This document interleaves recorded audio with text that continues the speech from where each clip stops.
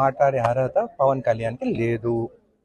నిజంగా ఆయనకు లేదు. ప్రొఫెసర్ నాగేశ్వరరావు గారు ఆయన ఒక ప్రొఫెసర్ చదువుకొని వచ్చిన ఆయన ఒక పొలిటికల్ అనలిస్ట్, ఒక ఎక్స్ ఎమ్మెల్సీ. ఆయన గురించి మాట్లాడడం ఆయన గోటికి కూడా ఈయన సరిపోదు పవన్ కళ్యాణ్. ఈయన ఒక ప్యాకెట్ స్టార్.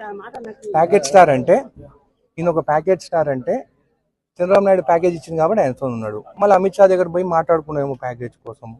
దమ్ము ఉంటే నాగేశ్వరరావుని అరెస్ట్ చేయాలనుకుంటున్నాను కదా, ఆయనను అరెస్ట్ చేసే ముందు ఆయన ఇంటి ముందు నేను నిలబడతాను. దమ్ముంటే నన్ను అరెస్ట్ చేశాక ఆయన అరెస్ట్ చేయాలి. తెలంగాణ బిడ్డలను ఎవరినైనా కానీ ముట్టుకోవాలని మీరు ఆంధ్ర నుంచి ఇక్కడికి వస్తే మళ్ళీ గోబాయ్ ఆంధ్ర అని చెప్పేసి మేము స్టార్ట్ చేసినామంటే మీరు ఇక్కడ ఉండలేరు.